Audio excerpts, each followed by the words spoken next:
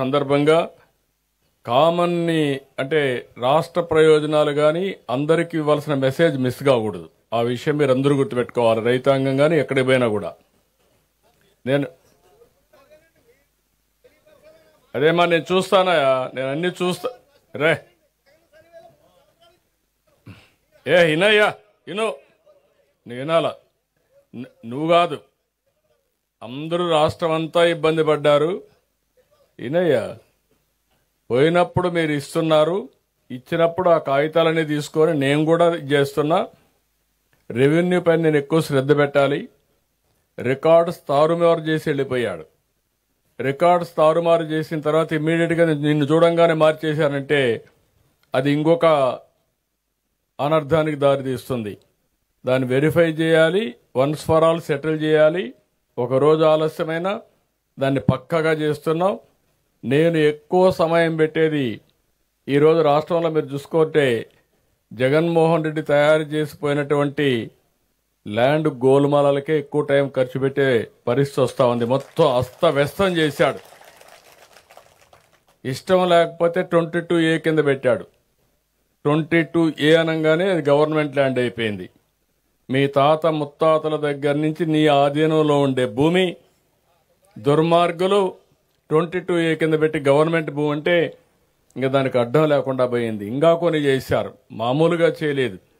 ఎవరైనా ఆయన మాట వినకపోతే, లేకుంటే వాళ్ళ నాయకులు ఆ భూమి కబ్జా చేయాలంటే ఇవ్వకపోతే దాన్ని కూడా 22 కింద పెట్టేశారు, 22A కింద పెట్టేశారు.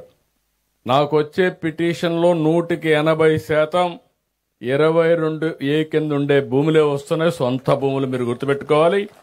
దాని మీద నేను తప్పకుండా శ్రద్ధ పెడతా, యాక్షన్ తీసుకుంటాను. ఈరోజు మీ అందరికీ చాలా సంతోషం. నల్లజర్లకు వచ్చాను. ఇప్పుడే రైతాంగం మాట్లాడితే విన్నాను. ఈరోజు మీ అందరూ చెప్పిన తర్వాత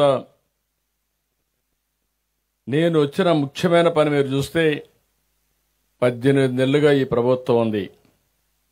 ఆ రోజు మీరందరూ ఆలోచించారు. రాష్ట్రం మొత్తం విధ్వంసానికి గురైంది, అభద్రతా భావానికి వెళ్ళిపోయాం. ఎవరైనా గట్టిగా ధైర్యం చేయాలంటే భయపడిపోయే పరిస్థితికి వచ్చారు. ఆ సమయంలో మీరు చూసినప్పుడు నేను నిలబడుకున్న తర్వాత జనసేన అధినేత పవన్ కళ్యాణ్ గారు పూర్తిగా సహకరించి వ్యతిరేక ఓటు చీలడానికి వీలు లేదు, ప్రభుత్వానికి ఇంటికి పంపించే పరిస్థితి రావాలని చెప్పి ముందుకు వచ్చాడు. ఆ తర్వాత బీజేపీ కూడా కలిసి వచ్చాం. ముగ్గురము కలిసి కూటమి కట్టాం. కూటమి కడితే మీరు చూస్తే మీరు కూడా చాలా రోజులుగా రాజకీయాలు చూశారు. ఎప్పుడూ రానంత విజయం వచ్చింది. 57% ఓట్లు పడ్డాయి. 94% సీట్లు గెలిపించారు. ఒక చరిత్ర సృష్టించారు మీరైతే. కొన్ని జిల్లాల్లో అయితే ఒక ప్రభంజనం, 90,000 95,000 మెజారిటీ. పోలీసులు పక్కకు రావాలి, కొంచెం కనపడాలి. పోలీసులు ఎన్నికరండి, మీరు అనవసరంగా కొంచెం క్లారిటీ ఇవ్వాలి ఎవరన్నా కూర్చున్న వాళ్ళకి.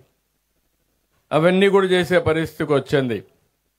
అయితే గెలిచిన తర్వాత నేను కూడా మీరు చూస్తున్నారు, నేను అప్పుడు కూడా చెప్పాను, ఈ 5 ఏళ్లు నా అనుభవంతో నేర్చుకున్న తెలివితేటలన్నీ ఉపయోగించి, టెక్నాలజీ ఉపయోగించి ముందు జరిగిన దానికంటే 3-4 రెట్లు అభివృద్ధి చేస్తానని ఆ రోజు మీ అందరికీ హామీ ఇచ్చాను. ఒక పక్క సూపర్ 6 సంక్షేమ కార్యక్రమాలు, ఇంకొక పక్క చూస్తే ఖాళీ ఖజానా, ఎతికినా కూడా డబ్బులు దొరికే పరిస్థితి లేదు. అప్పు కావాలంటే ఇచ్చేవాళ్ళు కూడా లేరు. ఒక పక్కన అప్పులు చేయడానికి అవకాశం కూడా లేదు. ఎందుకంటే గవర్నమెంట్ ఆఫ్ ఇండియాలో నిబంధనలు ఉంటాయి, FRBM అని ఉంటుంది.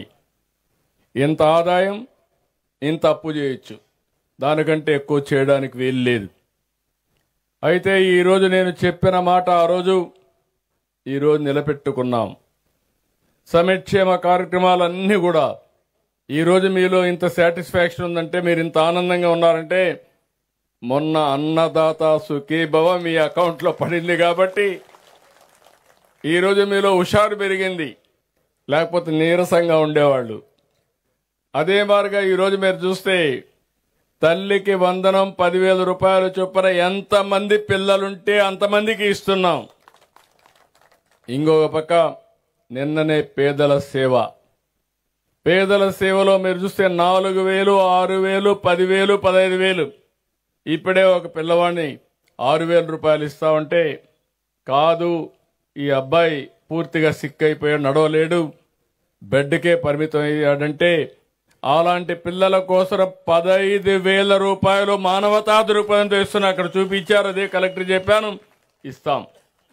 ఆ తల్లిదండ్రుల యొక్క బాధ, వీళ్ళు కూలి పని చేయాలి, అతనికి సేవ చేయాలి, అతన్ని కాపాడుకోవాలి. ఈరోజు మీరు చూస్తే ఇప్పటికీ 18 నెలలు 50,450 కోట్ల రూపాయలు ఒక పెన్షన్లు ఖర్చు పెట్టిన ఏకైక ప్రభుత్వం భారతదేశంలో ఇక్కడ ఎన్డీఏ కూటమి.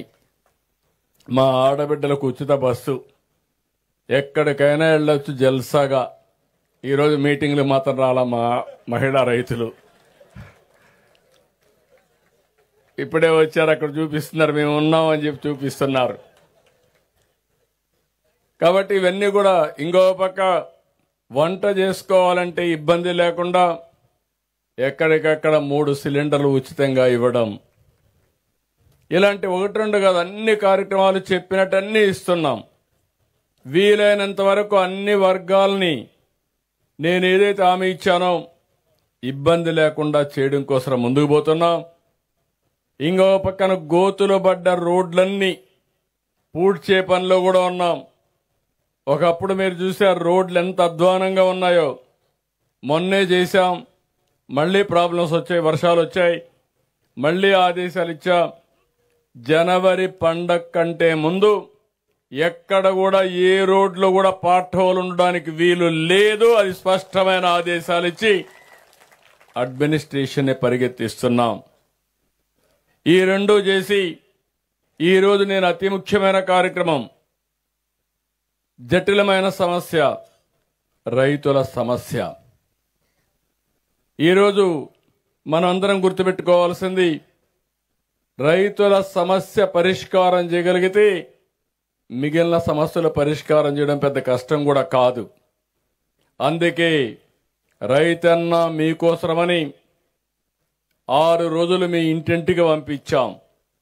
మిమ్మల్ని కలిశారు, మీరిచ్చినటువంటి ఫీడ్బ్యాక్ తీసుకున్నాం.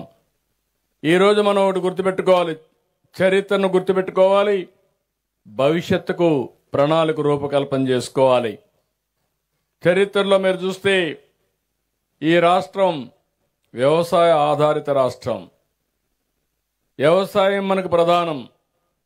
ఆ రోజు నేను హైదరాబాద్ కేంద్రంగా ఉన్నప్పుడు సర్వీస్ సెక్టర్ రావాలి, నాలెడ్జ్ ఎకానమీ రావాలి, తద్వారా ఆదాయం పెరుగుతుందనే ఉద్దేశంతో హైదరాబాద్ని అభివృద్ధి చేశాం. ఈరోజు అది తెలంగాణకు వెళ్ళింది. దానివల్ల ఆ రాష్ట్రంలో మీరు చూస్తే 60% సర్వీస్ సెక్టర్ ఉంది.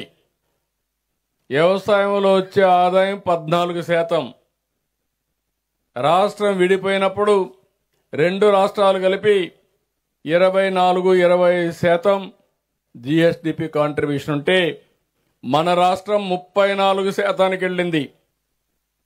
ఈ విషయం, ఇంకొక విషయం కూడా మీరు ఆలోచించుకోవాలి. వ్యవసాయంలో ప్రభుత్వానికి ఆదాయం తక్కువ వస్తుంది. తెలంగాణ రాష్ట్రంలో 100 రూపాయలు జిఎస్డిపి ఉంటే అందులో 9 రూపాయల 30 పైసలు ప్రభుత్వానికి ఆదాయం వస్తుంది. అదే మన రాష్ట్రంలో 100 రూపాయలు జిఎస్డిపి ఉంటే 6 రూపాయలే ఆదాయం వస్తుంది. ఆదాయం తక్కువ, ఖర్చులు ఎక్కువ. అయితే నాకు ఒక నమ్మకం ఉంది,